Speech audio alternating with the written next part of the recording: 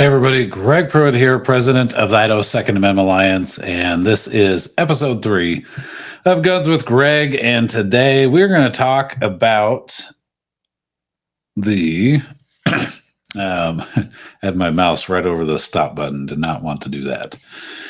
We're going to talk about the Western Idaho Fair, which is the Ada County Fair, the biggest fair, as far as I know, in the state. And in particular, we want to talk about their policy when it comes to firearms. Now, inevitably, I get questions about fairs throughout the summer. And the Western Idaho Fair has a policy, because it is ran by the county, that I don't even care what to call it a policy, because they're not allowed to ban guns. However, a number of gun owners reached out to me today and said, well, I went in with my gun, but they were also wanding people that were entering into the fairgrounds. And I said, well, that's interesting. So they're not prohibiting you from going in, which is good, right? That would be a violation of the firearm preemption statute. So that's fine. However, I have some very practical concerns with wanding people as they're coming in. And so I ended up in Boise for work. I was doing some stuff for that. I was doing some stuff for the Idaho Dispatch. And I said, okay, I'm going to go down to the fair and I want to go see what happens. You know, are they turning people away who are carrying? Are they asking you? Are they wanding you? Are they doing all that stuff? So I go to the fair, and it was actually Veterans Day, so I didn't even have to buy a ticket. they let me in for free, and I was concealed carrying. And I happened to be, at the time, it wasn't very busy, because I want to say I ran around like 2:30, somewhere in there, so it wasn't very busy. You know, I assume at nighttime and you know, when people are off work and stuff, it was probably a lot busier. So I go in, and sure enough, there's 2 MAV security individuals there, and they are wanding. And now the only thing I had, I think, in my pockets was my phone and my wallet and my keys. And they didn't actually ask me to put those things in, but I had them in my hand, just so they could see what was in my hand. And ironically, the guy wanding me didn't do a very good job, because he wanded everywhere but where the gun was. And I don't know if that was deliberate. I don't think it was. And so I actually stopped and I said, so, you know, why are you guys wanding people? And they were kind of looking at me, and I'm trying to recall the conversation, but the girl that was there, she said something along the lines of, well, you know, we wanted to look professional. I was like, okay. And then the guy that was there was like, well, you know, people can bring in guns. And I think he said something along the lines of, sometimes guys that were carrying were just like, hey, lean over and whispering like, hey, I'm carrying, or whatever. Here's where I'm little concerned about not only if that's legal or not to put gun owners in that situation, but there's some serious concerns, in my opinion, about what potentially could happen. So imagine it was much busier than this, and I'm standing in line, and let's say the guy wands me correctly and it beeps right where my gun is. And there's a line of people behind me that are watching, waiting for their turn, and his wand beeps over my firearm. Okay. You've now told everybody in that line I'm carrying a gun. And the whole purpose of me concealed carrying is so that you don't know that I'm carrying a gun. So now you've potentially put a target on my back if there's someone nefarious behind me that's like, hey, that guy's carrying. You know, we're going to come up and, you know, I mean, you should have your head on a swivel all the time regardless, you know, and always have situational awareness. But that doesn't mean in a crowded place like that somebody couldn't get the jump on you if they know you have a gun.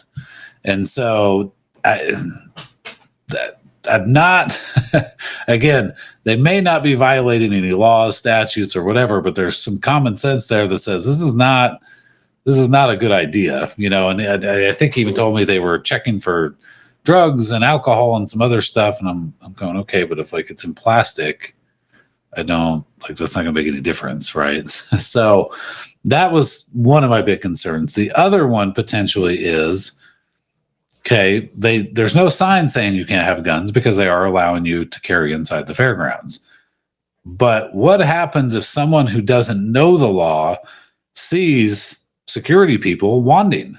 Okay, the vast majority of people's natural reaction to that is, oh crap, they're wanding. I need to go. I don't want to drive all the way home. You know, if you live in Caldwell and you've decided to go to the Western Idaho Fair, you're basically done for the day, right? Unless you decide to leave your firearm in your car, locked up in your car, which is great. But what happens if someone breaks into your car? And this is another issue I had with that we had with the Caldwell Night Rodeo. Okay, people are used to bringing their firearms in, and now they can't. And I know gun owners, because gun owners told me they put their firearms in their car in Caldwell in public parking lots that are very easy targets.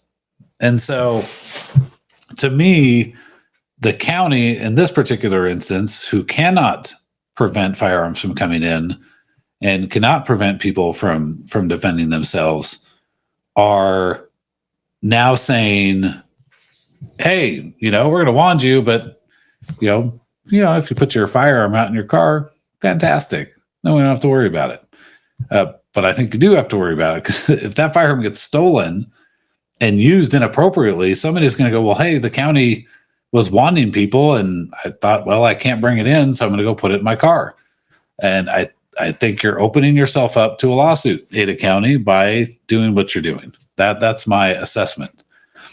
You know, somebody, I think, I can't remember who, but they said, well, maybe we can, it was one of the commissioners. I'm having a hard time remembering, you know, but, well, we can, you know, people that don't, you know, shouldn't have guns. I'm like, well, how would you know that? Okay, if it's someone who, quote unquote, looks like a gang member, what are you going to do? Because if they just look like a gang member, how are you going to verify that they're a gang member, and are they a prohibited person? Like, how would you even know any of that information?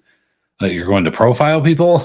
I don't understand how you're going to do that. If that's the justification the county comes up with for doing this, I don't see how that's going to help. Like, I don't know how you would do that and not potentially create another potential lawsuit. So again, you guys let me know what you think in the comments about the Ada County Fair doing this, because I think this is a really risky endeavor, number one, and not only for the potential lawsuits if a firearm is put out in a vehicle and gets stolen or whatever, but also putting a target on gun owners' backs who are standing there getting wanded and that firearm beeps. So we're going to be reaching out to MAV Security, trying to talk to them about this issue, because not a big fan at all. I'm not sure that it's entirely legal. I wouldn't know what specific code. I don't think there's any firearm codes that I'm aware of that this would violate. Just some really big common sense issues to me that this is not good for the county. So anyway, that's all I've got for now, guys. I appreciate you tuning in to this latest episode of Guns with Greg. We're going to hopefully have some guests on here next week. We were trying to do this week, and it kind of turned chaotic because I ended up going up to Boise. But we're going to do everything we can to get some guests on soon and get you guys some new content. So appreciate it. Take care. God bless.